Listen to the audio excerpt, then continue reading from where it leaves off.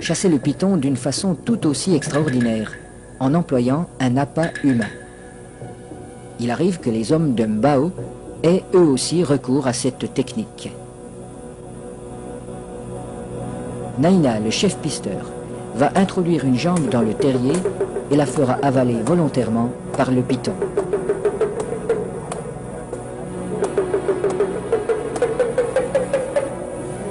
Il est indispensable de posséder le remède qui a été fourni par le sorcier. Cette mystérieuse préparation, à base d'herbes et de racines écrasées, n'a pas qu'un effet psychologique.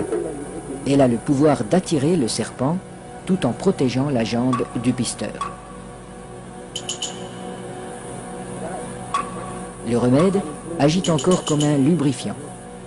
En imprégnant un tissu qui entoure la jambe, il facilite sa pénétration dans la gueule du reptile.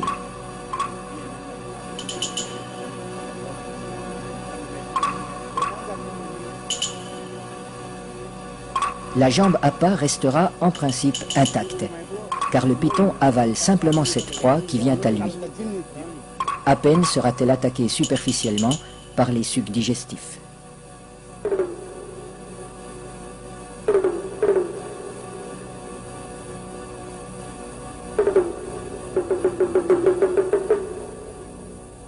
Cette chasse n'est pas sans risque.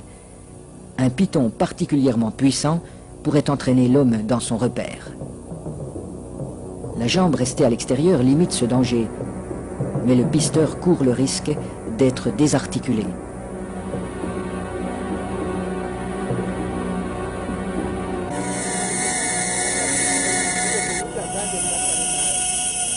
Pour rendre l'attente moins pénible, mais aussi faciliter le glissement des corps de l'homme et de l'animal, on place des feuilles fraîches sous le pisteur.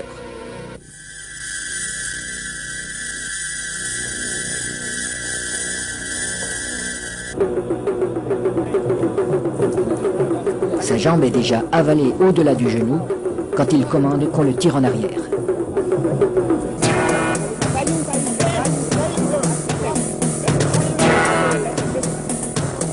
Refusant de laisser échapper sa proie, le python apparaît. Les aides tirent de façon irrégulière. Il secoue le python pour l'empêcher de trouver un point d'appui. Le pisteur relève son pied à angle droit pour ferrer le serpent, à la manière d'un hameçon. L'animal se sent piégé, mais il ne peut plus lâcher la jambe. Le python est maintenu allongé. Il faut éviter qu'il ne s'enroule. Cette position lui enlève une grande part de sa force.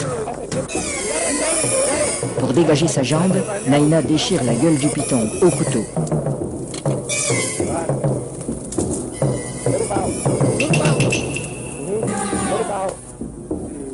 Puis, il lui tranche la tête. Les autres pisteurs relâchent progressivement le serpent. Dans un premier temps, le corps décapité reste inerte. Puis apparaissent des ondulations nerveuses de plus en plus puissantes.